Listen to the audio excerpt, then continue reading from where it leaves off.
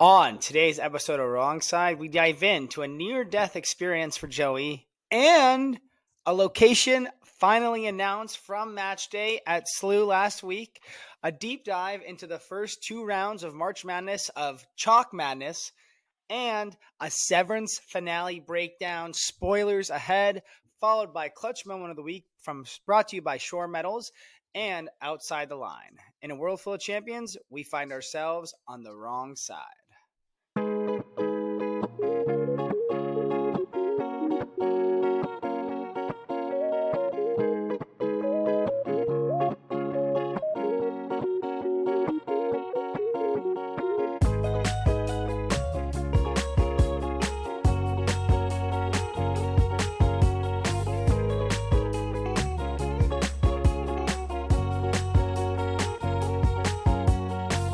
Welcome back, listeners. Happy Wrong Side Wednesday. Today is March 26th, and year two for Wrong Side is starting out with quite the bang. I was very disappointed that I was unable to be on our one-year anniversary episode last week, but there were some bigger fish to fry out here in Chicago.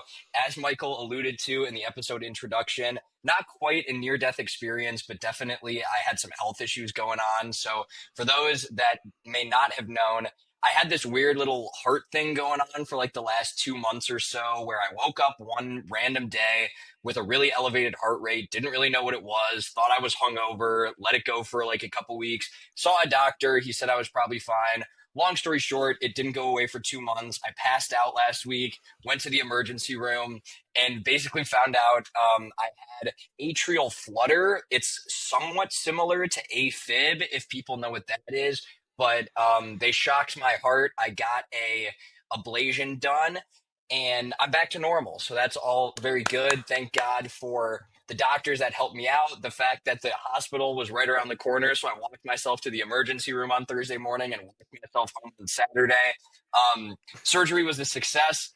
At the moment, we're seeing this as pretty much a permanent fix. I'm on one blood thinner right now, which I'm heading to Nashville this week, so definitely got to still take care of myself, but feeling a ton better. Super weird thing they weren't able to really like point to a cause for. So apologies to friends and family who may have not been in the loop the last couple weeks. I am doing good.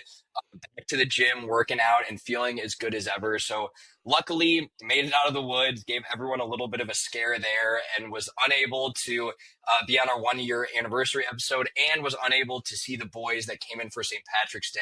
Very disappointing there. It was an exciting weekend. I know everybody had a great time, but health obviously comes first, and I'm doing good. So that's my quick little update. Happy to move past it, quite frankly. So in other news and bigger news, I will say match day is finally here. We've been talking about the recruitment trip for months now. Michael's been thinking about this for years. We've been talking about it on here for a few months.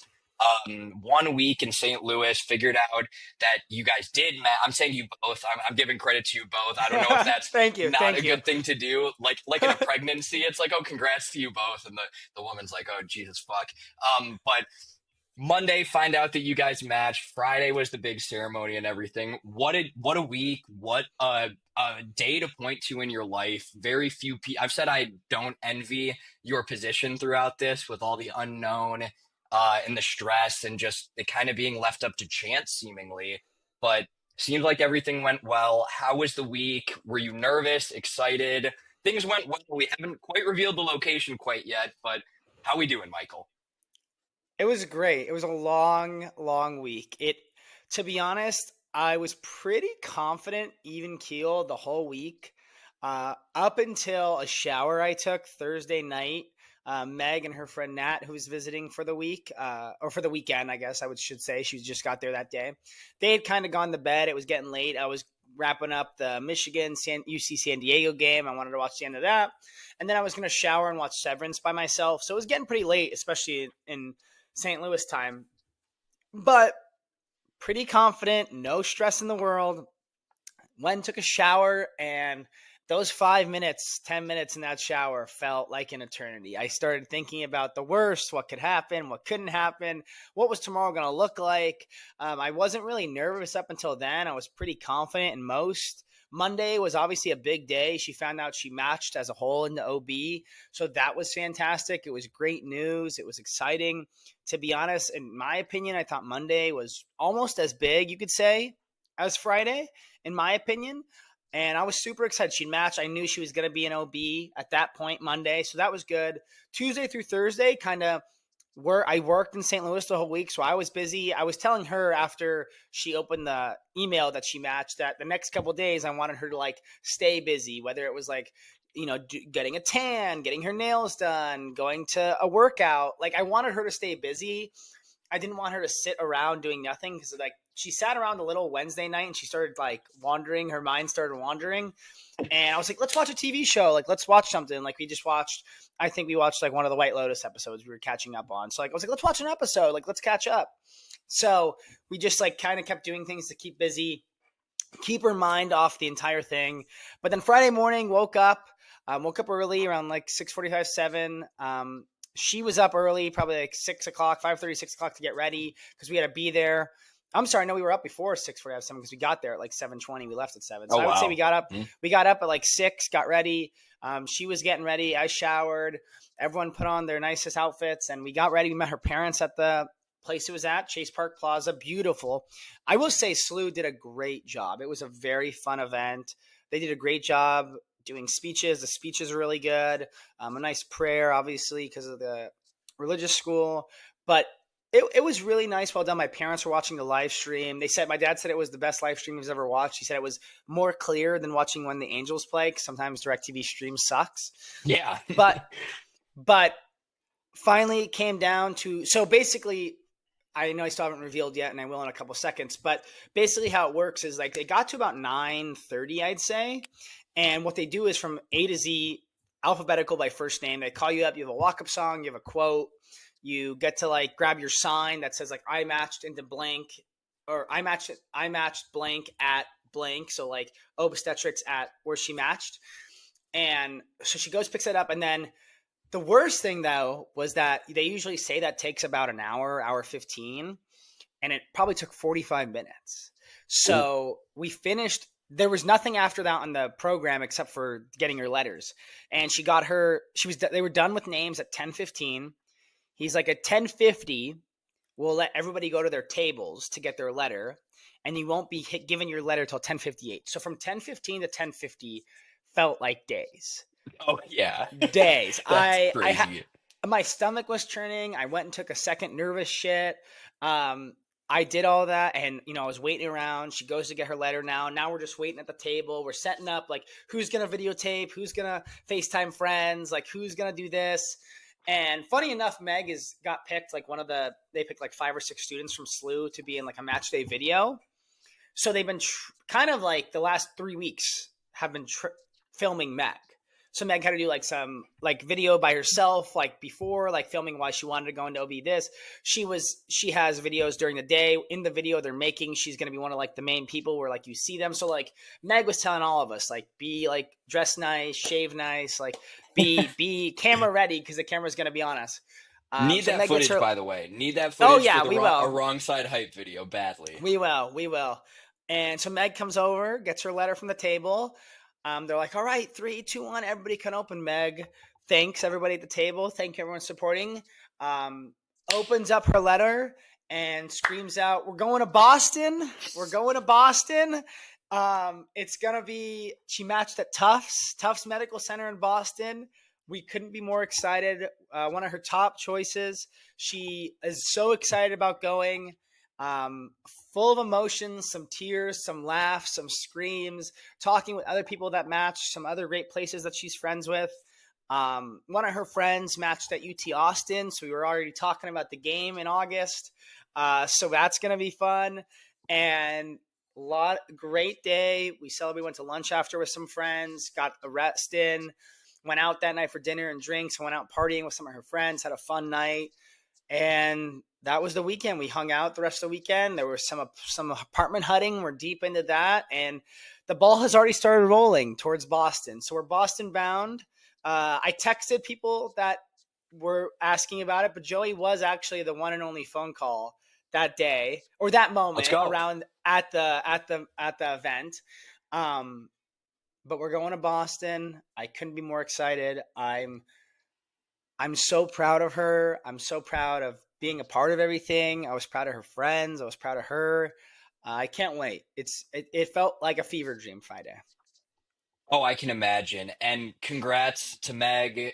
I think this works out really well for you as well. I know Boston was high up on your list and a great city that I will definitely be visiting here in the coming future. Appreciate the phone call also, by the way. Um, Leading up to it, I'm a sentimental guy. I like having those kind of like deep, thought-provoking, emotional conversations. Were you guys ever during the week, Thursday night, just sitting up talking about what your life could possibly look like? Because I still just am in awe, kind of wrapping my head around it. Like you could have been in the sticks in Iowa City with nobody around. We've been joking about Iowa City for actually 2 years now. No, nothing around except for some good women's basketball and some good defensive football. Or Boston, a great city full of history. Fenway, it's amazing. So, did you guys have any of those conversations? I mean, I can imagine that conversations leading up to it, kind of generally talking about living situations, stuff like that, definitely happened. But the week of, how were emotions for the? But not only is it big for medical career, your career having to transfer and move across the country. But for a relationship, I know we've been talking about me and Maddie are working on moving in together. And I think I brought this up a couple weeks ago. Maddie and I were long distance for 3 years. You guys have been long distance even longer than that. So from a relationship perspective, do you guys have any conversations like that? How are you guys feeling on that front? Yeah, I feel like the conversations like that kind of were before last week. Once she got the match, I was trying to be very positive about everything. I didn't want to talk about other cities, like even the ones she liked, because she was saying things like, "Oh, could you imagine this in this place or that in Boston or this in another place?" I was like, "Yeah, like those would all be good." From my side of things, I felt like my job last week was keeping emotions very level, and I didn't Yeah. want her getting too high or too low, and I was trying not to get too high or too low. And we had the conversations, of moving and life and fun. All that those conversations have been had. But last week, I would say we didn't really talk like that up until probably Friday through Sunday. A lot more conversations were had Yeah. after match day. I would think the conversations picked back up Friday at 11:05. Right after she opened her letter. But up until then, I was not trying to talk about Boston or Charlotte or Cincinnati or Columbus or St. Louis. I was just kind of talking about like, hey, when we move in together, like we're gonna have this place or we're gonna do this thing, and wherever it's gonna be, I'm gonna, we're gonna be having fun, and we have friends in this city or we have friends in that city, or I'm gonna find a softball league in this city or a softball league in that city, and it was just from my perspective, I was trying to keep it general. I didn't want to Yeah. talk about any city specifically, but the conversation had been had before, and the conversation has definitely been very Boston driven the last 3 days. I don't think Meg and I have really talked about much through text other than apartments or pricing or budget. I really think like we didn't even talk anything else. So it's been very Yeah. fascinating. I can imagine that Monday to Friday must have felt like you were holding your breath the entire time. Like, yeah, you knocked down the first domino on Monday, but nothing is Yeah, reality until you open that envelope. So I think it's very very much so. impressive. Yeah, on your end, yes, this is about Meg. It's about her advancing in her medical career, but this is also your life changes once that envelope is opened as well. So I think you've done a very good job, and I've been very impressed by you being able to keep a level head about it. I mean, every once in a while, it's like, oh shit, what are we doing? You Yeah, got all this. You got medical loans. You got moving across the country. There's a lot to keep track of and a lot of business to still get done. So I definitely commend you on being able to keep it even keeled. You were our fearless leader in college, so I had no yeah. doubt that you would be able to keep that together. But it's finally here now. Boston is a great city. I know you have been. I have never been. So the Mm, U.S. history, the sports, the big questions I have for you. Will you okay. be purchasing any Celtics gear, and will you be hopping on the Patriots bandwagon? Um, Celtics gear, no. Okay. Patriots bandwagon, no. Meg was bummed to find out that the Patriots go to Cincinnati this year. The Cincinnati doesn't come to New Oh, England. I think that actually happened last year. I think Cincinnati was in New England last year. But the frowns do come. The frowns come if Okay. anybody from Cleveland's listening. So I won't be buying any Celtic gear. I won't be buying any Patriots gear. Um, I I have not yet, but I might buy a Red Sox hat. Have to. Um, You have too many I hats to don't not have a Red I Sox hat at this point. it's definitely going to be an adjustment for me going from a kid who's grown up despising the Red Sox as they knocked out the Angels every year and someone who's idolized Derek Jeter. It's definitely going to be a change in pace for me. Um, I've already told Meg that whatever happens, whatever rent is, whatever all that is, next season I'm gonna be at Lakers Celtics. I've already decided. Unless, hopefully, it's not during busy season because that would really fucking suck. But Yeah. I am going to be there. Meg said this weekend, it was actually pretty funny when we were at lunch with her parents and her friend Nat. She said, maybe I'll get into basketball now that we'll be there. And I was like, whoa, hold on a second. Like, we're not going to become Celtic fans. Like, we're not Celtic fans. Like, we can go to Celtic games, but like, we're not going to be Celtic fans. She's like, well, like this team's right there. I was like, no, like the team's right Uh-oh. there. You're right. But like, I'm like, we are Laker fans. Like, we're going to be Laker fans in enemy territory. She's like, oh, okay. Like, I didn't know it's like that. I'm like, oh, it's like that. Like, I was like, I feel like I'm already stretching buying the hat, the Red Sox hat. That I mean, that's as far as I'll stretch. Maybe a T-shirt or something. But I will not be buying any Celtics gear. I hope they still lose, and I won't be joining the Patriots bandwagon. Good to know. I think that's going to be easier said than done, especially if Meg is already thinking about getting into sports out there. Boston City of Yeah, Champions. You can't deny it. I City of think Champions. I don't know where we'll be in the hockey calendar, but the Bruins are maybe as good as it gets in terms of hockey Yeah. culture, hockey lore. You got to check out some games of those. I'm not sure. Oh yeah, I The will. Bruins will be sick. Red Sox, Celtics, another story. I mean, Celtics could go back to back, and Meg might be a fan for life after that. So you got your I work would cut out hate for you that. there. I mean, it's just amazing. That those are all the questions I had. Very proud of the both of you. I'm a lot of business to take care of still. I know rent is kind of going crazy, shocking to say the least. I don't know if we're throwing out numbers yet. Are you looking at any houses at all, or only apartments? How's the Uh business side of things going in these last couple days? the business side of things has been quite puke worthy. Yeah. Um I have I'm one first of all, I'm blessed to be living at home for 2 years. I'll say that. I'll start there. Two, I would have loved to buy a house. I don't know if that will happen. We found one today that was $700,000 house, $2,000 HOA fee a month for Oof. 550 square feet. So those are the type of houses you're willing to buy, or condos, I would say, that are available to buy. So I don't think that personally will be our investment. Looks like it's going to be an apartment. We haven't officially picked one yet, but we started out being two bed, two bath. We've now compromised to potentially a one bedroom, one den, similar to someone else I Love know. it. Love it. One bedroom, Okay. one den with a living room as well, obviously. But a den has now worked its way into the forefront, and it looks like that might happen potentially. But every place we've looked at is great location. It's 5-10 minutes from Tufts. It's a 10-15 minute train ride for me to work. You're 15 minutes from Fenway. You're 10 minutes from the Garden. You're right in the heart Hmm. of Chinatown, next to downtown. I can't wait. I'm super excited. Outside of rent, it's everything has been a pro so far. Um, but other than that, I can't wait. It's gonna be an incredible couple years. It's funny. Her mom was saying to me that I don't know if I'm gonna get used to Meg living that far away from me. And then she stopped her sentence midway and was like, "I probably shouldn't be complaining about this to you because you'll be on the complete opposite Yeah. side of the country than your parents." Like, yeah, I was like, it's all right. And she's like, that's gonna be tough, huh? I'm like, maybe. Like it probably will be. But I've done Columbus to home. I've done that move before, and that was I think if I didn't have Ohio State under my belt, this would definitely be a quite a shock. Oh Um, yeah. but other than that, like Everything looks awesome. She's got some friends that matched at Harvard.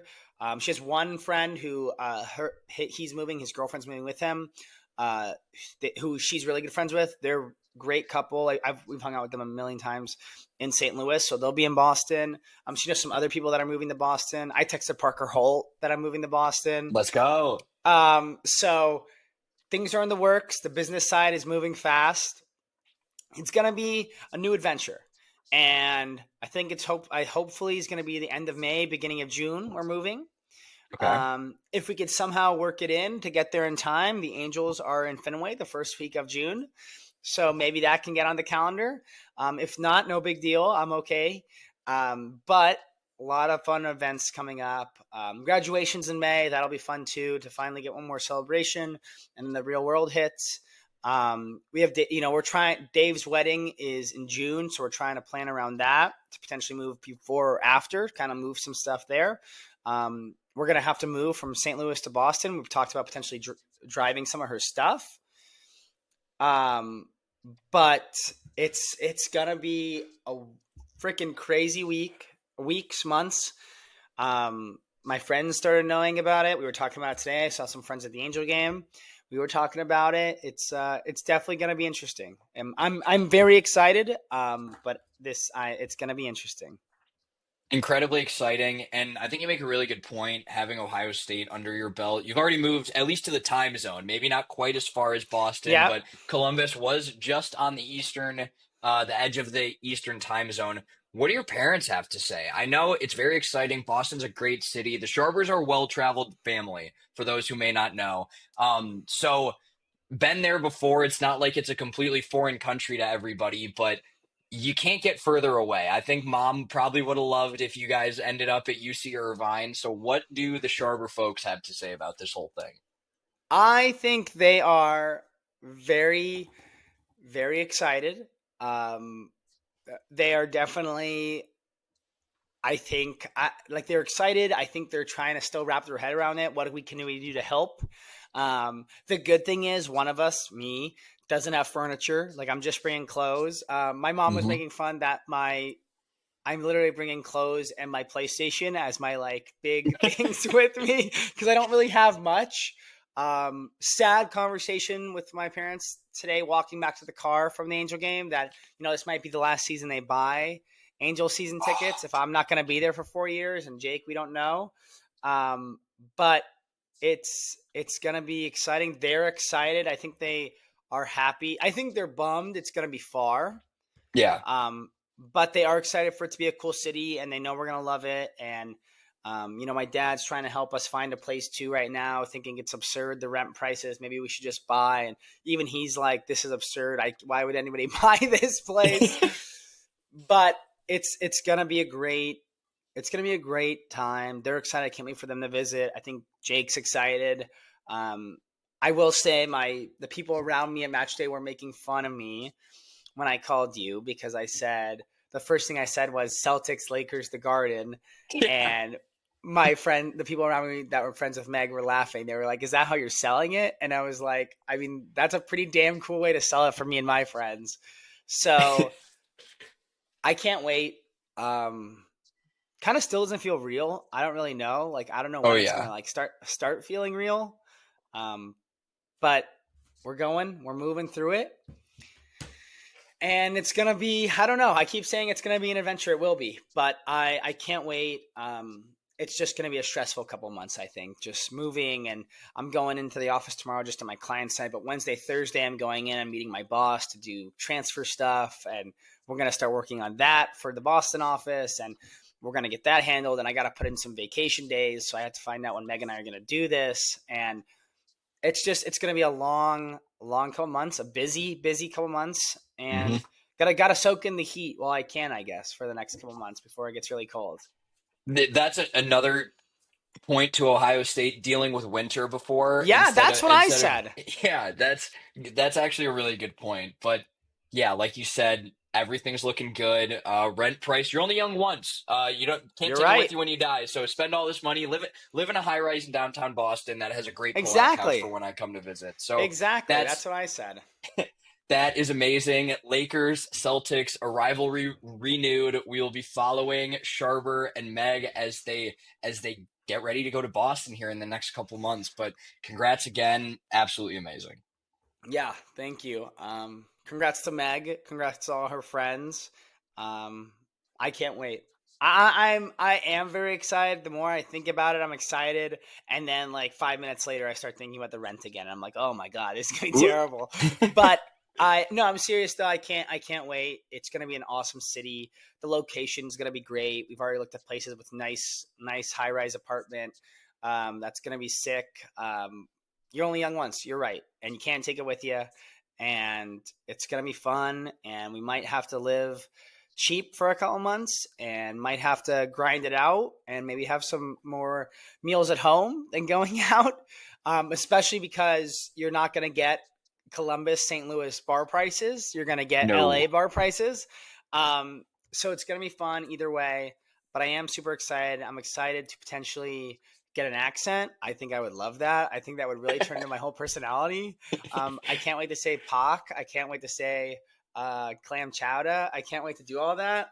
But I can't wait. I can't wait. I found a Ohio State backer bar already that I'm going to when the season starts. It's gonna be awesome. It's gonna be great. Can't wait. Proud of Meg. Incredibly proud of Meg. 100%. That's amazing. Moving on, March Madness did start this week. It's been a big week. Severance we'll get to after this. Match day, life changing stuff going on. I am alive. Again, just want everyone to know I am okay. I am alive. Um, March Madness started. I don't know if we're really going to emphasize the madness this year, but a lot of basketball watched the last 4 days. We're recording this Monday night. I am heading out for Nashville here tomorrow morning. So Sweet 16 is set. I had a relatively good weekend gambling. I will say that my brackets look like shit. I had, I think, 10 brackets I made. If I made an 11th one, I'm very confident that one would have been the winner. I diversified too much where I was rooting against myself in every game. Yes. And now all my brackets are dead anyways. So I just look one game at a time, one step at a time. But were you able to catch a lot of the games? I know Thursday, Friday was definitely big for you out in St. Louis. What were your highlights from the first weekend of the tournament? Yeah, Thursday I watched most of the day. I set my laptop up on by the TV. Didn't get my home set up. Like would have had a different setup at home if I was working from home. But had to improvise. Got my laptop up, had my phone up, had the TV on. Watched basically all the games Thursday. Friday watched about half of the games, I'd say. And then the Saturday Sunday was kind of bits and pieces as I was like going to meals with her family, and we were walking around places. So watched, I'd say, 70% of games, 60 to 70%. So not all, but 60 to 70%. Highlights of the weekend. It's chalk madness. Um, Nothing crazy. Um, Sad for Slick Rick losing in round two to Arkansas. Anti-Italian putting them against each other. Um, I guess Drake and Colorado State were big wins, but other than that, like no, I saw this is the first year I think since 2017 that no team past the 11 seed has made it to the Sweet 16. So been Yeah. about 8 years since then. Um, Looks like Duke is firing. Um, Other than that, BYU I think is a very good team. I've picked them to go pretty far in a lot of my brackets. I think that BYU versus Bama game is going to be very good on Thursday. And I think the Duke Arizona game is going to be great too. But a lot of chalk. One seed. Let me see. One seed past seven in the Sweet 16. It's Arkansas at 10. They're going to play Texas Tech. So really, nothing crazy. I think Ole Miss is playing very well. That's going to be a good game Smacked against the Michigan State. brakes off Iowa State last night, which I think shocked a lot of Yeah, people. yeah, beat the brakes off them. Would love. I need Michigan to lose. I'd love if Auburn could beat them. Florida has played with fire. I think Hmm. Florida's playing with fire, and we'll see. I think we still. I The thing is with the chalk madness, in my opinion, is people are mad the first 2 days weren't as great. But I think it's actually like I heard this on a couple podcasts today and over the weekend. Like I actually think it's going to make for better basketball for the Sweet 16 onward. Like You'd we're gonna hope. get I we're agree. gonna get Uh-huh. better teams. Like I'd be shocked if there was a blowout in this round, in these next couple rounds. Like shocked. Like we're gonna get some good basketball being played against each other. I'm excited. I have Houston to win it all in my main bracket, so I hope they can move forward. But yeah, average weekend of madness, but great ball as always. And last thing I'll say is I think might be out on Dan Hurley. I agree. I think we can Lakers definitely talk fans were about that. were rejoicing when they lost Oh, interesting. because he turned them down last offseason. Oh, was he was the one who turned them down? Yeah. Okay. Yeah. Well, let's start with Dan Hurley. I It makes me sad to see. I think like I've been talking the last few months about how like kind of putting yourself out there, like I was talking about passion, grit, Timothy Yeah, Chalamet, right. just exuding kind of life from yourself and really just laying it all on the line for whatever you may be doing. Work, sports, life. It's how we should be living in my opinion. And Dan Hurley was, I think, a good example of that over the last couple of years. I'm an intense guy. People have said I am too intense at times. Um, so I love coaches like that. And when you're winning, it's great. You're intense. You're barking at the players. Pat Spencer's out there. They called him the mini Hurley. He's barking at Yeah. the guys. They run a beautiful offense. They win back-to-back national champions. It's real great when you end up being right, things end up working out, and you end up as national champions back-to-back years. Now, obviously, when you're losing, starting with the Maui Invitational, where the technical started, he's crawling on the floor begging for fouls. There's a line between you don't want to have him just shut down and be ice and very stoic when they're losing. Like he's still an intense emotional guy, which I have to respect because that's how he has been. But the way he's acted this year, I mean, back-to-back rings, very impressive. Another quote from Dan Hurley earlier this year, a ref was walking away from him. He said, "I'm the best fucking coach in this sport. Don't turn your back on me." And that kind of exemplifies it well because he probably at this very moment is the best coach in the sport. But he's taken it from a level of intensity and passion to really a level of unprofessionalism, in my opinion. And people are still defending him. I know people are kind of giving the pardon my take guy shit because they're kind of buddy buddy with him and want him on for another interview, which you got to respect defending your boys. But I have been disappointed to see him act that way. They still got some studs. I blanking on the name of the one guy who was there for the last two national championships. He was one of the winningest players in UConn history, I believe. I saw some of the stats, and it's disappointing to see. They put up a really good fight against Florida in the second round. Champions versus one of the hottest teams in the tournament. How could you not love that? I think it ended up being something around like a 7 point game. A lot of these games seemingly were down to the wire, but then when you get into the fouls and the free throws, the gap ends up getting a little bit bigger. But Dan Hurley, I hope he has a quiet off season. He could maybe get some R and kind of get back to what he used to be. Again, obviously things are real nice when you're winning, but I think he took it a little far this year, and I was really disappointed to see that. Yeah, I think, like you said, there's a line between cockiness and arrogance and being confident and unprofessionalism. And maybe that line is drawn based on winning and losing. Maybe that's where the line is drawn. And it's one thing, like I don't even mind like chirping at the refs. Like the refs are bad. Like I think I mean, Yeah, like in any sport, refs are bad. They can't figure out the basic things. I saw something this morning that said that we saw more Gene Steratore than we did of games in some of these games this weekend. Of every play was in review. I mean, it was the full joke of like how much time do I have to get ready? Like 5 minutes, but like college basketball 5 minutes. right. So there was that part of it. So I see that and like and then you just look like a fucking jackass talking about like I hope they don't screw you, Baylor. I hope they don't screw you. Like walking in the tunnel, like it almost seems like clip worthy. Like he's trying to get that last clip out Do because his you season's not know that over. there's cameras around? Like there's Like we again know like there's cameras. Like I just think it's like you said, they do not know like you're gonna look like a fool and like I get it. Like he's a passionate guy, he's a gritty guy, he's a fiery guy, but there comes a point where you're like, all right, like you can tip like you can still lose like I don't know, like not to say because like it's like no, I'm not saying Florida didn't deserve to win that game. Like Florida played great mhm, too. yep. So I think that's the line of like arrogance, cocky, and unprofessional is like winning and losing. Yeah, I think that's fair. It's the Green Goblin speech from the Tobey Yes. Maguire Spider-Man movies. The only thing that people like more than a hero is to watch a hero fall. So you go from potential Lakers job, back-to-back national champions, to who is this clown bitching and moaning every week. So it's the national media is a problem, wins and losses, but I think he took it a little too far this year. So Florida beats UConn. Houston had a little bit of a struggle as well, but all the one seeds are looking pretty good. I have been out on Auburn for a little bit now, but now that they're lined up against Michigan, who I have, they have been the only thorn in my side betting. I've had some pretty good times picking spreads.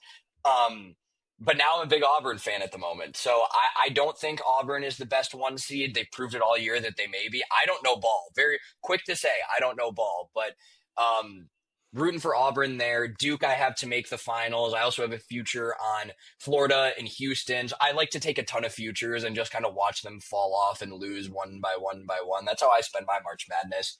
Um, my most brutal beat though, I didn't bet Clemson in their game, but I did have them in my work bracket heading to the Mm. Final Four. So now you And look like a fool at work, like you don't know ball. now, I had such a good plan for my work bracket. I think I did pretty well in it last year. And I'm in, I think, three work brackets. None of them are for money, obviously, and I like Yeah. joining and getting in the group chats. But my plan was to spew misinformation in all of the work group chats. Wow, Akron could do it. Wow, Liberty, they shoot a lot of threes. That's got to be good come March, right?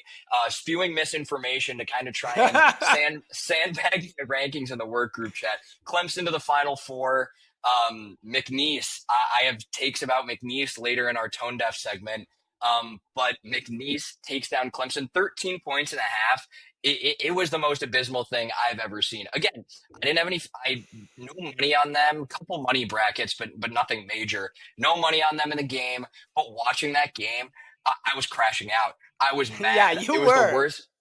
There was no reason for me to be that angry. I wasn't angry about any other game I watched, even the couple bets that I did lose. But that was the only brutal one of the weekend. Really, Iowa State could not buy a bucket last night. They shot significantly worse than I think they have maybe all year, and that's just going to happen when you have a tournament set up where it's one and done like it is in March Madness. Over 7 games, would some of these teams advance? Probably, but it's not what we got. Um, Scheduling, I think, is a problem. I don't know if I want to say it's a problem. Thursday and Friday are perfect. They're two of my favorite days of the year.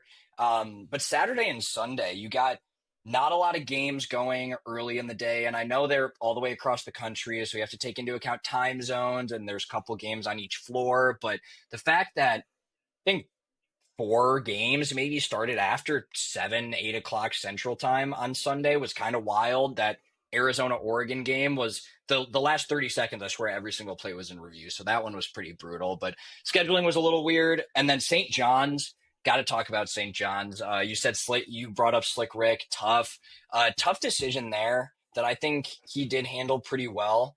Benching RJ Lewis late in the game. RJ Lewis plays 30 of 40 minutes, which obviously that's really enough time to Big impact East the game. Player Goes of the Year, I think. Big East Player of the Year. You are correct.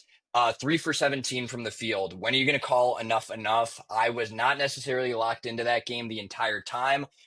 But reportedly, he was kind of trying too hard to take over, not necessarily running the offense and the game plan that was going down. Again, he's the Big East Player of the Year. You want the ball. You want to make something happen for your team. So no fault on the kid. But Rick Pitino, he makes the decision to take him out.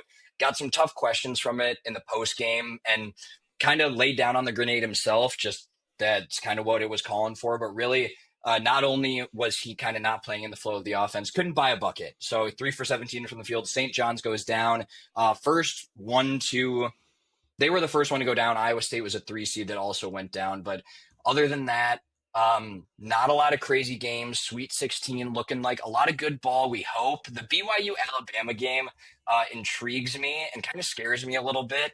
The matchup itself kind of looks like an NBA game just due to the style of play. So I hope it's a high scoring game. Maybe both teams in the hundreds. That'd be a perfect game. Probably doubtful, more likely the 90s or 80s. But worst case scenario there, would be a blowout. You see these games in the NBA happen quite often where one team's hitting that night from three, the other team isn't. Both BYU and Alabama don't necessarily play a lot of defense. They take a lot of three pointers. So if we have one day where one of them is hitting and the other is not, who knows what could happen there. So personally, I will probably be staying away from betting that game until I see how the shots are falling. But one more point I did want to bring up with March Madness. The obviously talked about it, chalk madness, lack of upsets. People love to blame the NIL and transfer portal. Listen to this on Mostly Sports with Brandon Walker and Mark Titus today. That it's tough, and I do still think it does a disservice to the average fan. But instead of having a team that's a Cinderella team, we really need to be looking more at the individual level at Cinderella players. What do I mean by that? Instead of you have, I can't even name a Cinderella team, you have a mid major team that's been playing together for 4 years. Historically speaking, the Calipari Kentuckys of the world, the Dukes full of five-star freshmen don't necessarily make it far in March Madness. It's the teams of senior guys who have been there before, who have been playing together for years. They typically do better. Now we're seeing anytime a mid-major guy kind of shows a flash or has a good year, he's getting picked up by the transfer portal. Yep. Drake has lost their best player and their coach 2 years in a row to transfer portal and moving on to bigger and better opportunities. But you have other people. I think it kind of reminds me of Cam Ward from the football world, where this is what the transfer portal should be for. Cam Ward, I think, transferred 3 or 4 times and is now looking like he could be the number one pick in the NFL because he was able to get to that Power Four conference and play well there. Mark Sears, star point guard on Alabama. He's an older player. He started at Iona. Janai Broom, national player of the year potentially, has started at Morehead State, now at Auburn. So it's harder for the average fan to necessarily follow a team because you don't know who's in, who's out. We got Roddy Gale from Right. Ohio State transferring and leading Michigan now. So it's hard for the average fan, but I still think if you dive in there, there is something to appreciate still about the transfer portal and the way it gives other kids opportunities like that to go off and march on more of an individual level, I guess. I feel like I mean, I didn't listen to Mostly Sports, but that's a pretty good take. I don't know if that was fully yours or fully theirs. I never really had Pretty thought much about. word for word theirs, by the way. Got to say it. Okay, that's fine. Thank you, Mark Titus, number one college basketball podcast, and Brandon Walker, number one college football fan. Um, that's a great point of looking at it. I feel like I was definitely not one of the ones complaining about LNAL ruining this tournament. I was not saying that was the purpose of it, but I never really had thought about it from an individual level.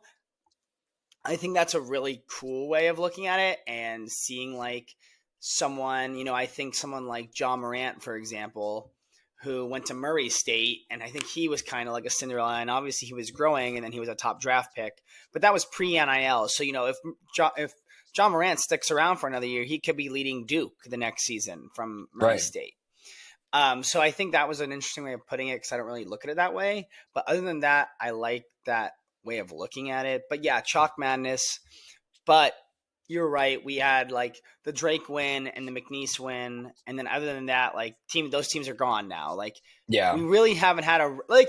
And here's the thing: like people like the Cinderella stories, but like we really haven't had, in my opinion, a Cinderella story since St. Peter's, who won like I think they won 3 games. They got to the Elite Eight. I'm pretty sure. So that was a few years ago when Doug I think was his name, Doug the guy with the Eater. mustache, Doug Eater, Hmm. like he and obviously Golke last year was a fun game when they beat Kentucky, but then they lost in the second round. So like we really haven't had a real true Cinderella story for a couple years now since St. Peter's, and those are rare. And I think when you break down the like years, and if you probably looked at the percentage of high seeded teams that go far, it's probably not as high as you think. It's probably Yeah. like 20 to 30% that they go past the round of 32. And I think the problem this year was just we didn't have a Golke moment last year for Oakland, or we didn't have a crazy moment. Like our biggest story was McNeese State winning, and the biggest story wasn't even their player. Like it was the student manager and Wilson, the coach, or Will Wade, the Yeah. coach. Wade Wilson, that's what I was going to say. Deadpool. Will Wade, the coach, who was like announced that he was going to NC State before the game even started. So like that was the storyline, not the players. Like I couldn't tell you one player on their team, but I could tell you their student manager and their head coach's name. So I think it was just we were missing a hero this year. We were missing a story. And I think all chalk in the first round didn't help. But still March Madness, still fun. I like I said to start the segment, I think we're going to get a lot of really, really good games now instead of a blowout because one Cinderella team made it to the Sweet 16. Yeah, 100%. St. Peter's was a 15 seed that year when they made it to the Elite Eight, which is crazy, Yeah, but no team higher than an 8 seed has ever won a national championship. So I what think it seed was is UConn, Arkansas? right? 10. I believe so. Arkansas is 10. Okay, Arkansas, you're not winning a national championship. I'm sorry. Other than that, not a lot going on. Two questions. One, who is your pick for national championship as we head into the Sweet 16? And two, can we even confidently call Arkansas a Cinderella story with Calipari leading the charge? No. Number one, I have Houston. I still think they're going to be the team to beat. I think they're going to break through and win it all. Number two, no, we can't. Fair enough. Fair enough. All right. That's our March Now, Madness update. 16, Sweet 16 coming in this weekend. Tennessee will be playing while I'm in Nashville. They'll be playing Kentucky. oh, So I'll be with that'll Kyle, be fun. couple other Kentucky alumni, good SEC matchup. I know Kentucky took it to them in the regular season, so will be a wild weekend for sure. But now to a life-changing event, another life-changing event. The Severance season 2 finale. Big spoilers ahead. We are going to get Spoilers ahead. crazy into this. I have Greek mythology pulled up, biblical implications pulled up. I haven't watched any breakdown videos. I've said Neither have I I'm yet. not a big breakdown video guy. I like coming to conclusions via my own thoughts and Twitter usually, which are just confirming my own thoughts typically. X the I everything want app. X the Everything app. It's all happening on X. I want you to start. We have had conflicting opinions at multiple points throughout this season. I thought the finale was great, but I know you were watching it, I think, about 10 minutes behind me. That I think it was Yeah. Thursday night when we were watching it. So what'd you think? What are your questions moving forward? Let's go. Let's go. Yeah, if there's one way to get your mind off one stressful event that's going to happen 12 hours from bedtime, the perfect way to save that stressfulness is to put it into a different piece of stressfulness in the Severance finale. And that's what I did. Instead of worrying about match day, I watched the Severance finale by myself with Bear, Meg's dog. So she watched with me, because no one else had been watching it. So I watched it. I was 10 minutes behind. It was kind of funny because we were kind of texting and you were like, oh, I texted you like one thing and you were like, I think you're like 10 minutes behind me. Like we're going to finish right around the same time. Um, Thought it was awesome. Thought the scene to start with the video cam was incredible. I think that was something we've been kind of looking for through the two. I mean, I've been looking for it. Like, they never Yeah. interact, but that was true. Any talking to Audi interaction. Um, Very weird. Very weird. I was all on board the Twilight Zone theory last week. I'm still kind of on board with the Twilight Zone theory, but Which was very what? str- I uh, saw stuff about it, but I didn't actually read into that theory. What was the Twilight so Zone theory? basically, last week's episode was about. Uh, so last week's episode was the one that ended in the birding cabins, but was last week the one. Yeah, Miss Casey or something, whatever it was. Basically, the episode name of last week, of episode 9, Mhm. was the same episode title as this episode in the Twilight Zone. And this episode of Twilight Zone is this woman who thinks she's like a regular person, she's a real. Basically, come to find out in this episode, she's a mannequin in a retail store, and all of the mannequins in this store take turns every month being a real person, and they all live through this one person. And basically, this mannequin crosses life and reality with fake life because she's not real, and her worlds start colliding and basically start severing, basically. Yeah. So she doesn't Uh-huh. know what's real, she doesn't know what's not real. And basically the episode after that episode in the Twilight Zone series is like Farewell Miss Casey or something. That's what it's called in Damn. the episodes.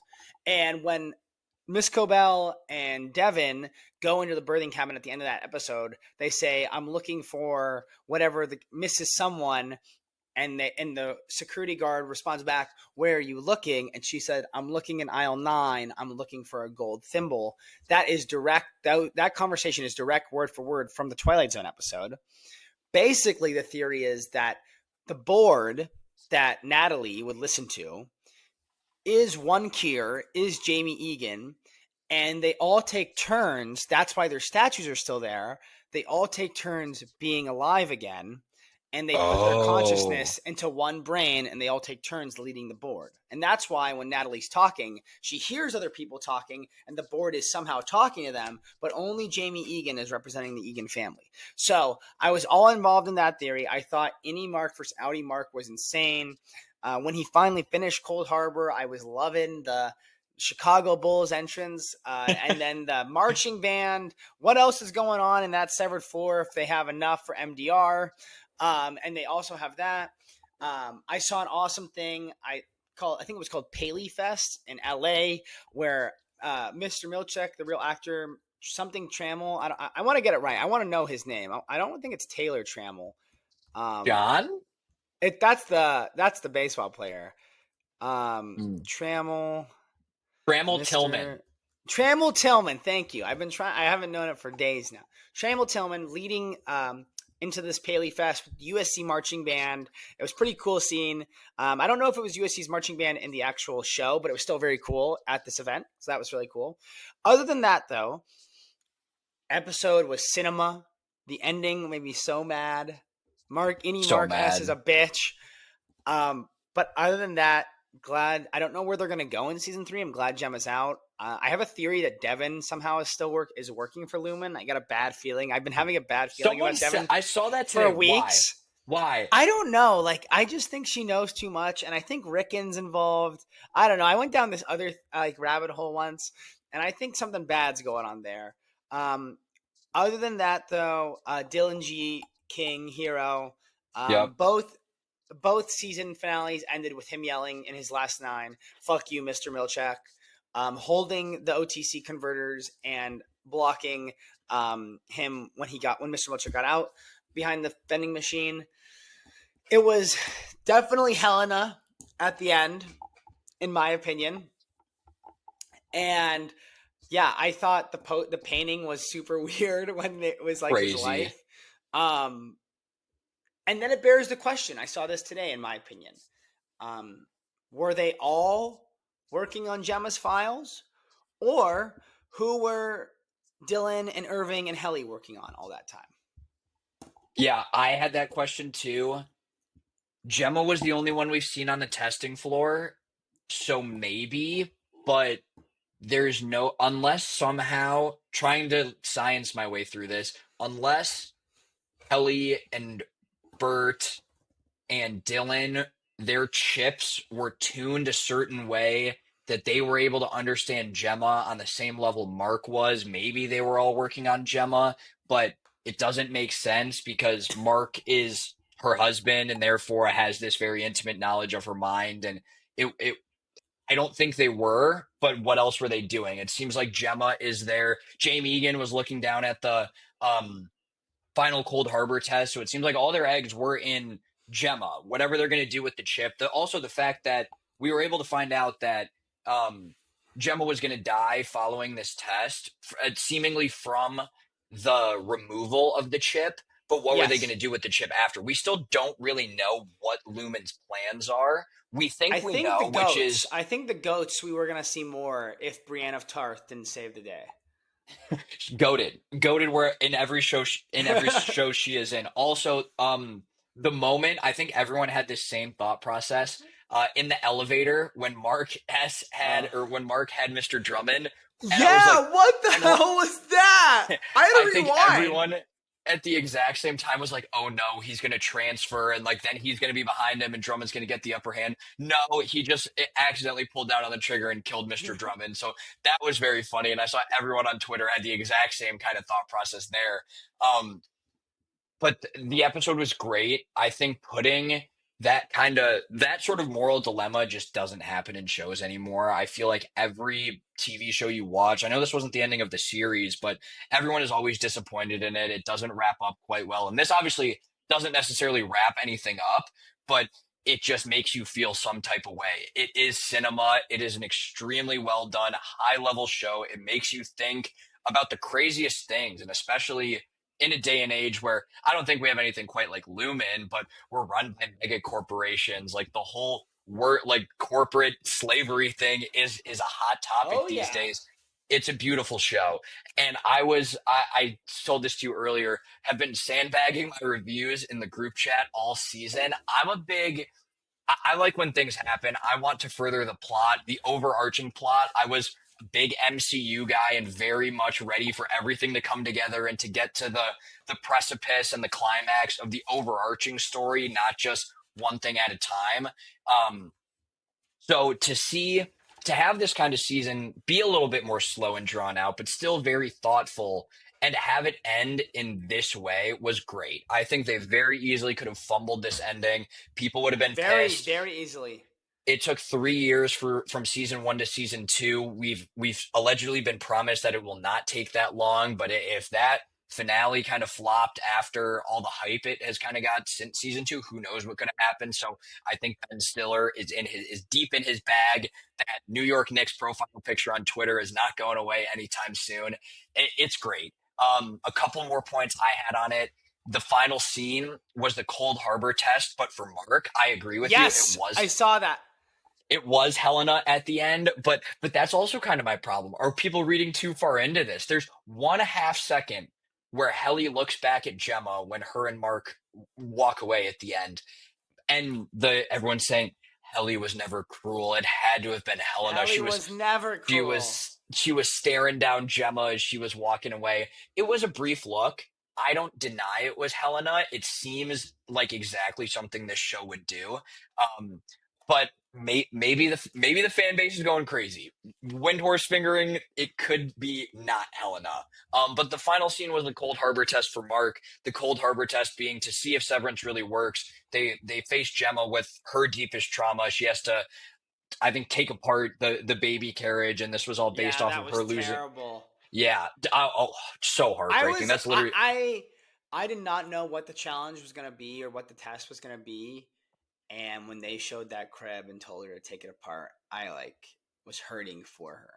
Oh, I mean, it's just something that for some reason like gets me so deep whenever there's anything talking about losing a pregnancy like that. So the Cold Harbor test, yes, was for her in her severed form. So to see if she would react to that trauma while she was her innie. So while she shouldn't know, would Severance still work when being faced with that level of trauma? Mark, after knowing his wife is alive. Well, we'll break this down here in a second. Mark, faced with a similar decision, after 2 years of thinking his wife is dead, that led him to Severance. He's now faced with a choice. This new love that he has found with Helly versus this old love that he has been pining for 2 years, testing to see if he would react to his wife he has been looking at.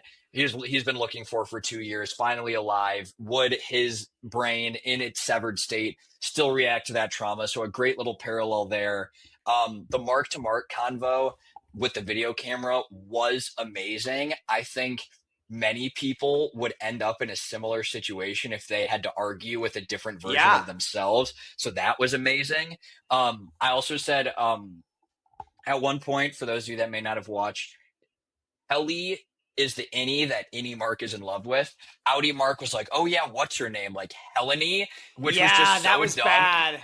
And it kind of flipped that switch, and from there it got defensive and bad. And I said, in all fairness, if that happened to me, I would also crash out too. So it was not a good conversation. I think what it comes down to for me, the takeaway that I had, Audi Mark fucked up in that conversation. I would have positioned it more of you like this is world changing, life changing stuff. Like it's going to be good for the innies. Like I don't know what reintegration means for the innies. Essentially, they're going to have all of the memories in theory, but innie Mark's kind of right. It's only going to be 20% of the Right? brain, but Maybe.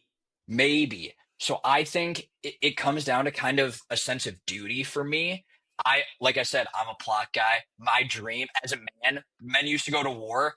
When I when I say that, I want to like die fighting for something I believe in. And I think if Audi Mark was able to convey that to any Mark, he would have done it for not for Gemma, not for Helly, but for like the betterment of society and the taking down of Lumen. So taking down of Lumen and finding out what they're up to is kind of my priority. And I feel like if he kind of more emphasized that sense of duty to humanity, it would have went better. But Indy Mark doesn't know any better. That's all he knows. Helly is the only good thing he's really been able to find out of that floor. So the way that I'm able to confidently say that I think he should have went out and furthered the Sure. plot to take down Lumen.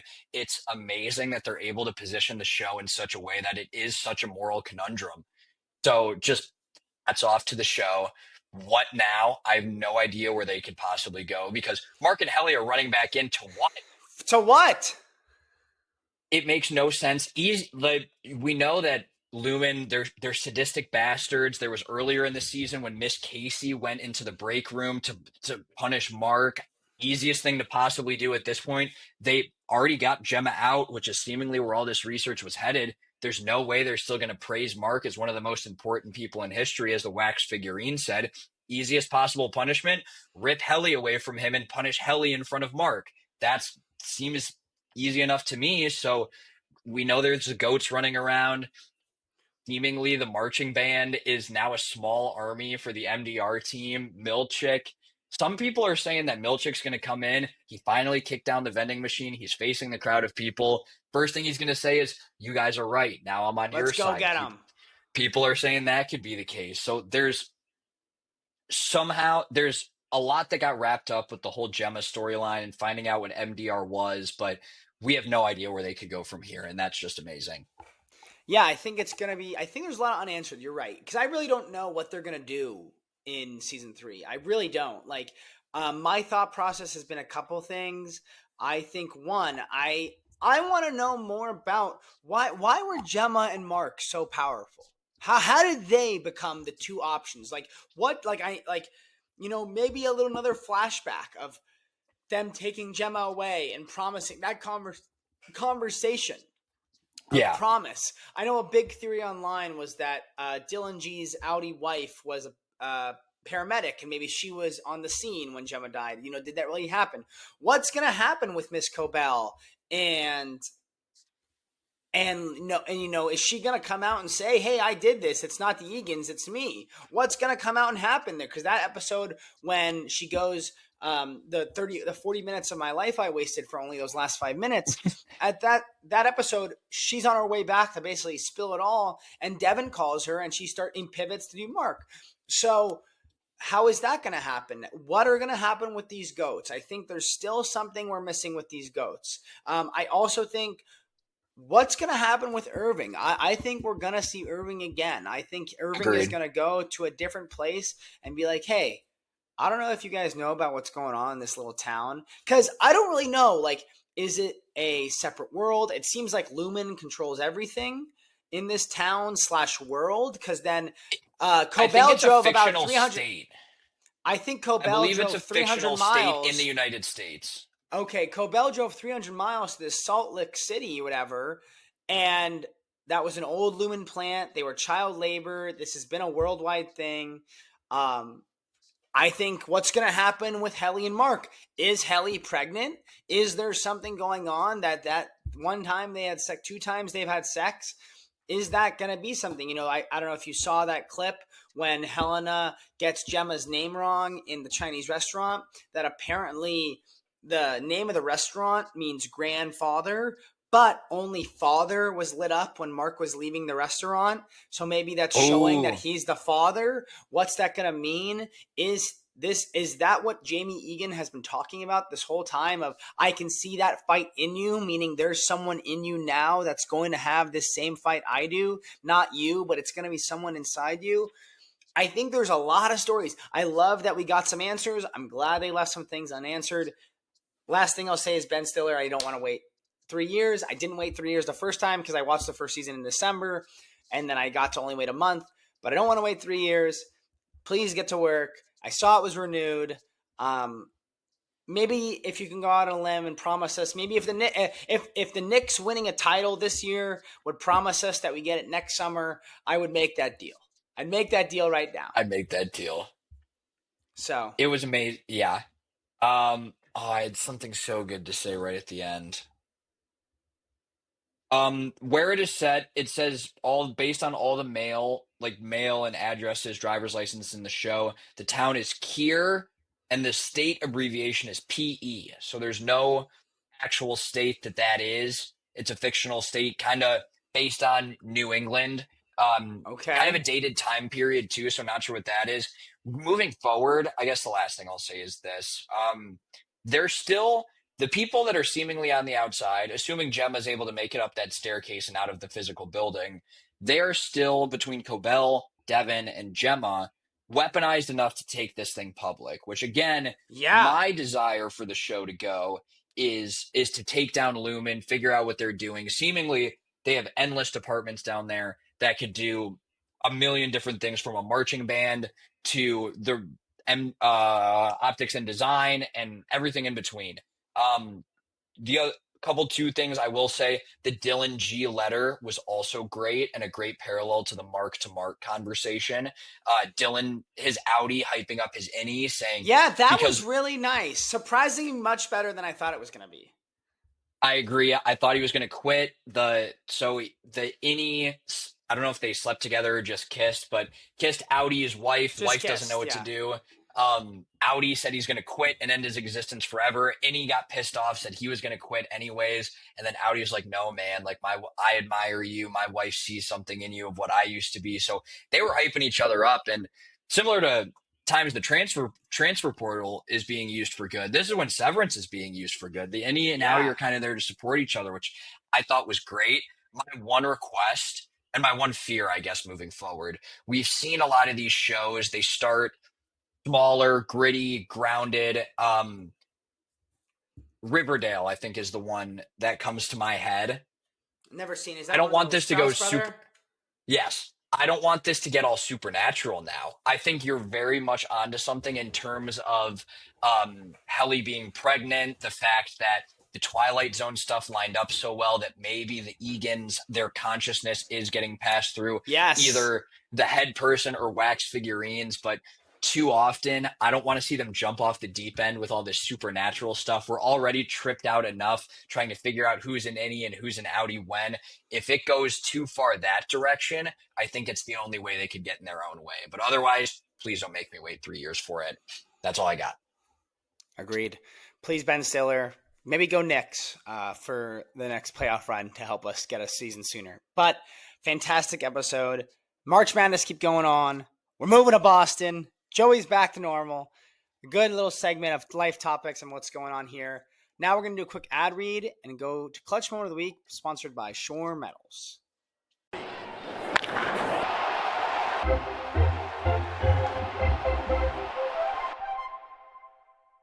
Our clutch moment of the week is brought to you by Shore Metals, serving Southern California since 1970. Big enough to serve you and small enough to know you. See Stan, he'll help you out. Michael, who is your clutch moment of the week? Clutch Moment of the Week actually happened at the airport home from St. Louis. What what a nice sight to see. It was a great sight to see the youth of America being molded the right way. I was walking, just checked my bag. So rare do I check a bag, so that's a small side point. But check my bag. Was walking a TSA pre-check, of course, and was walking there. Saw this group of international students. Probably I would say like 12 to 14, like young. Like there was a group of young students. Okay. There was like a leader with them. You could tell they were in a school, like they were following lines, like they had the same shirt on and everything. And don't know what they were there for. Didn't really ask questions. Just heard it in overhearing in the airport. But overheard one of them say, made my heart smile. I think a little. Overheard one of them say, "And guys, don't forget, don't be the idiot who has water in their water bottle. Please take it out."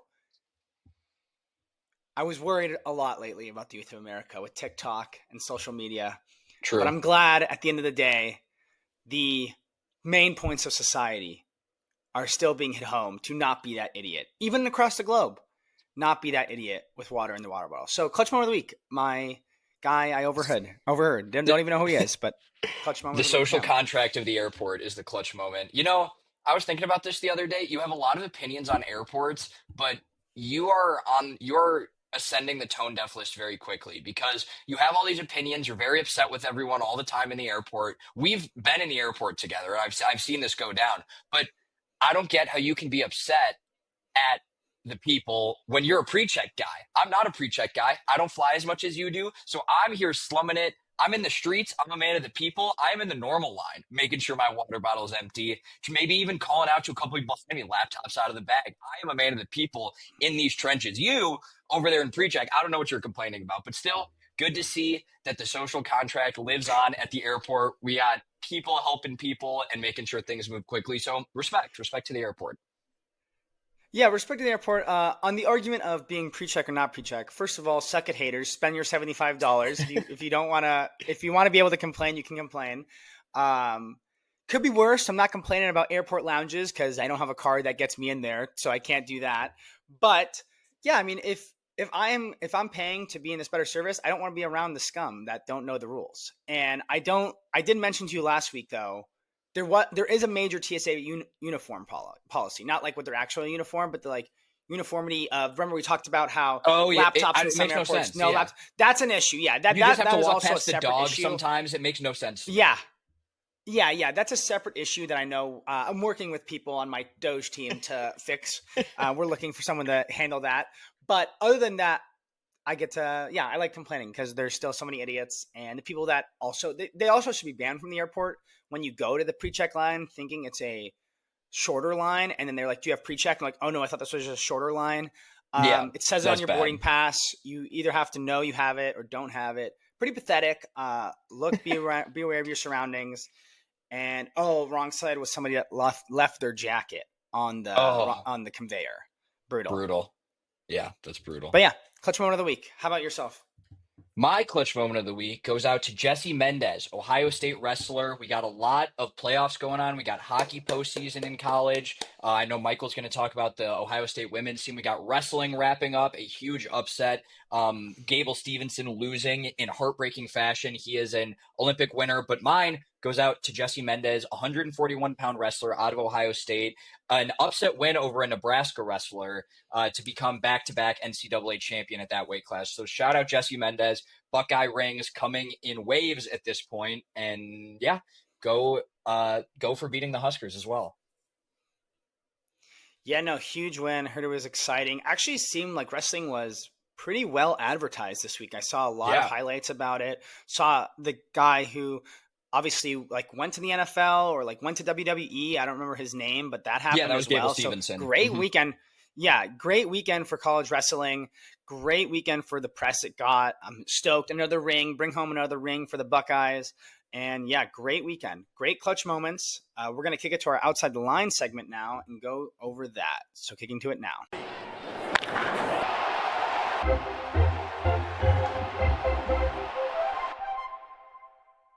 Wrapping up now with outside the line. Starting off one of our favorite segments, tone deaf person of the week. Who do you got? It might be me. I'm getting ahead of this one, and it might be me. Okay. Over the last couple months, years, etc., there's a lot of brain rot celebrities. The Rizzler comes to mind first. What does he do? He's How funny dare you? looking. I know you're a big Rizzler guy. I never really bought into the whole Costco guys thing, so maybe I'm tone deaf and not appreciating. This sounds really mean, but not appreciating the little sideshow freaks of America. And the latest Oh one my God. came came out of the NCAA tournament. Amir Ora Khan, six figures at least. That could be a lot of money. NIL deals. They won McNeese State. Very hot team, nationally covered coming into the tournament, a mid-major team. Everybody loves a Cinderella story come March. They beat Clemson, and this isn't just because I had Clemson in the Final Four of my work bracket. I was never really in on this kid to begin with. The cheerleaders are wearing his socks, which is pretty dope, but I don't know why as a society, maybe the deep state is tone deaf because the people that Oh, they keep propping up into fame just makes no sense. It's very brain rot. I like a good morale guy. I consider myself a good morale guy, but pay me six figures then. I don't know what this kid did other than carry the boombox out. I don't know if that's a tone deaf take in and of itself, but brain rot celebrities, the latest being Amir Aura Khan. I'll be waiting for his shitcoin to drop. That's my tone deaf moment of the week. Yeah, don't really know what was going on there. A lot of backfire from some friends back home. Even they were like, why does he get six figures, not me? Life's not fair. That kind of stuff. And it was very interesting to see because we've had players enter the portal, we've had coaches enter the portal or like take new jobs. But now I saw an on three that this guy's going to follow Will Wade to NC State and he's going That's to got to be move fake. it. That's got to be fake. So I mean I don't know if that's true or not. I mean, is it official that Willard's even going? But like, yeah, getting NIL deals, one game. I know that March Madness is built on the round of 64. I know Mhm. that. Like that's where your heroes and legends are made. But kind of crazy that we're like living in there now. He had like Buffalo Wild Wings. He had I think Under Armour, some other big one, Uh-huh. Tick Pick. So he's had some big name brands that are part of it. So kind of fascinating to me. Not sure what's going on there, but yeah, I have heard that was one of the tone deaf person of the week. It seemed like nationwide, not just you. I don't think it's you. It seemed like a lot of people weren't a fan of it. That's what I'm saying. It came out of nowhere. The deep state and TikTok keeps doing this and propping up these random ass people, and I think people finally are getting wise to it. So don't really know what the kid did. Wish him the best. Nothing. I don't hate the kid at all. But don't know what he did to deserve that. Beat ups. Come sponsor wrong side. Come sponsor wrong side. So maybe that's my takeaway. But what did you have? I think it's great. B Dubs, yeah, you're right. If B Dubs, if you're listening, please come sponsor us. We will do a wing challenge. You know me, never going to turn down a wing. But Mm-hmm. my tone deaf person of the week, I obviously what we talked about earlier in the episode with match day and everything. Friday was really busy. We had match day, we had lunch, we had dinner, so I wasn't really on my phone as much, other than like texting people about it or like looking at stuff with Meg. But I think I just missed it on Twitter that day because this weekend I'm not big on missing things on Twitter. But if you miss one day of Twitter, they say you'll miss a whole story. But I missed it. Ashton Hall, influencer. I'm not sure. Apparently, he has a huddle. Apparently, he played high school football. Okay. But apparently he's into this influencer world. It was kind of like I don't remember his name, but it was Drew something that happened last year Yeah. where who like set up the tripod in Target and he showed us about his day. Very similar to they. This guy though, Ashton Hall, Saratoga, I think is the water that he used with like bananas or something. And like everybody was doing that now. It was a big trend. He floated in the air for 4 minutes in That a was my dive favorite into a part. pool. So yeah, a lot of stuff going on with this guy. Tone deaf, maybe me for missing it. Tone deaf, this guy. Jake even texted in and said, I would like to say this is my tone deaf. I'm all for being in shape and working out and eating right, but why do you need to be extra with this water? This guy's such a loser. But last year, I will say, when that other guy was trending, it created a lot of funny ones. We've gotten a couple extra funny ones this time around, but it Yeah. kind of seems like a bit that's already been done. So not sure. I think maybe the whole thing's tone deaf, but I don't know. What are your thoughts on it?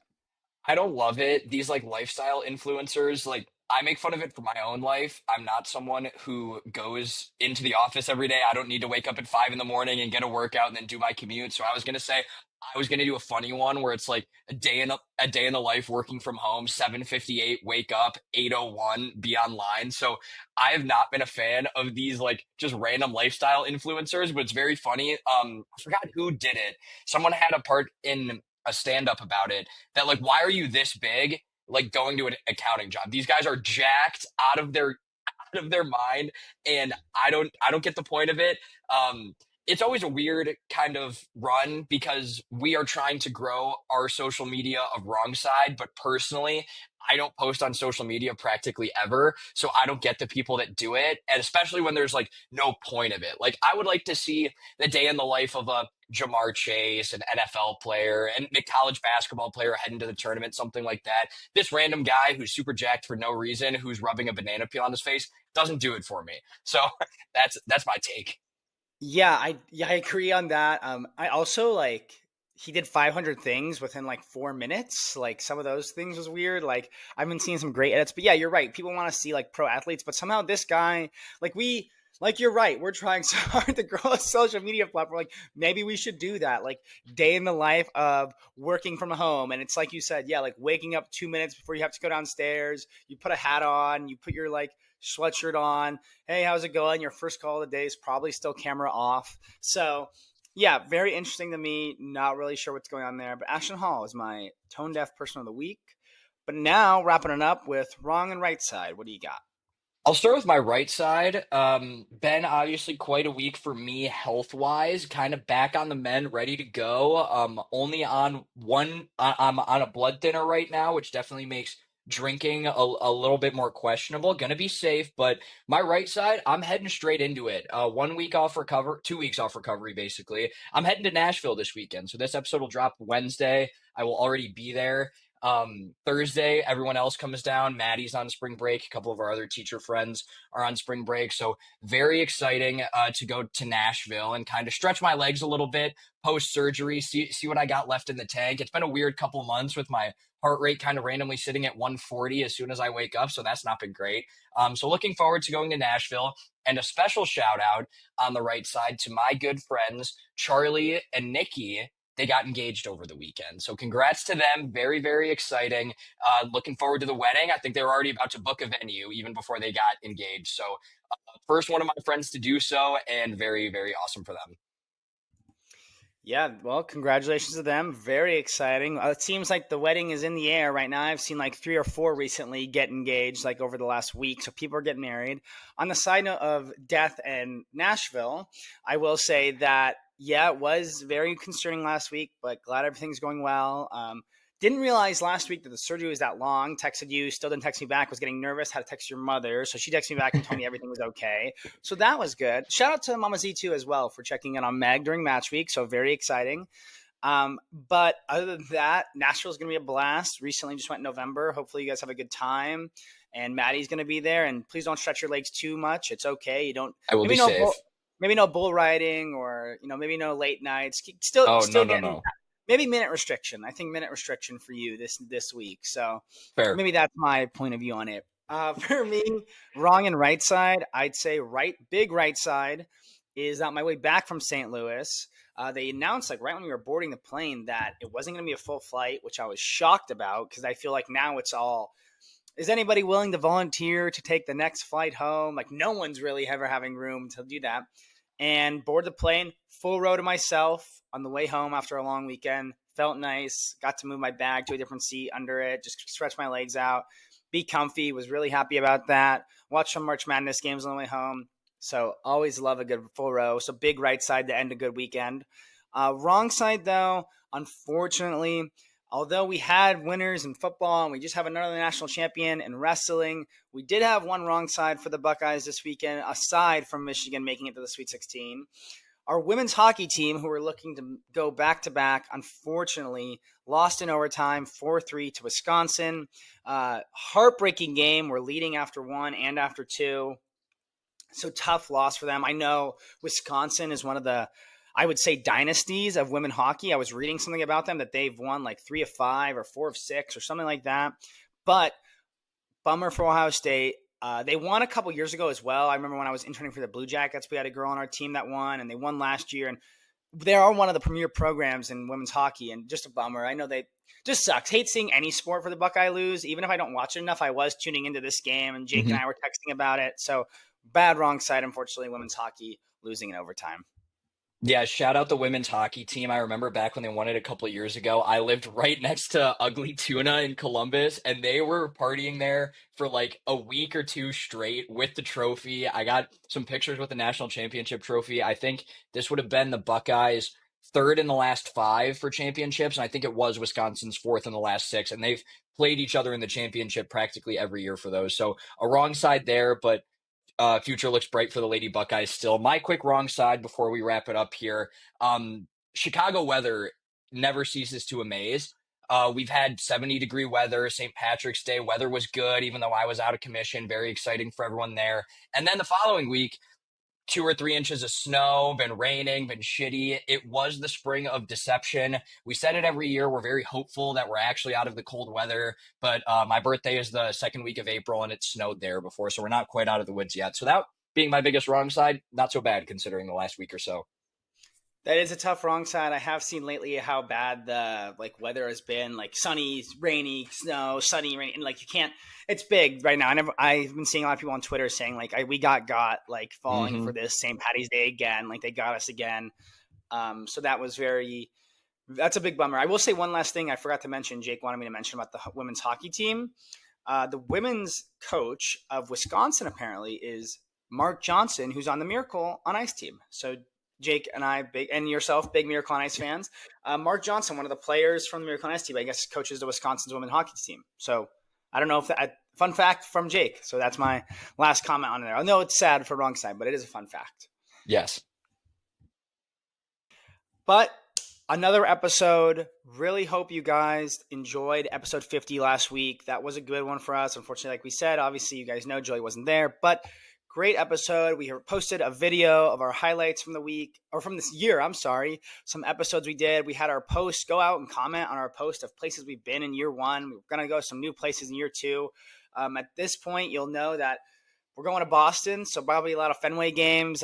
Definitely did not expect to be in a city that I've once hated in my sports life, but loved in personal life every time I visited. But I'm super excited. Meg's excited. Another right side clutch moment of the week for Meg, matching, process over. Obviously, we talked about it earlier in the episode, but very excited. So maybe some Boston events next year for year two. And hope you guys enjoyed this episode. We got Sweet 16, Elite 8 coming up. Hope you guys enjoyed the Severance breakdown. That was also great. One of the best hours of television. We've already said it this episode, but hope you guys enjoyed that as well, as long with hearing me complain about rent prices and moving to Boston. But super excited. We're on to year two officially now as our first episode in year two. But thank you guys for listening. Happy Wrong Side Wednesday, and we'll talk to you next week. Stay blessed.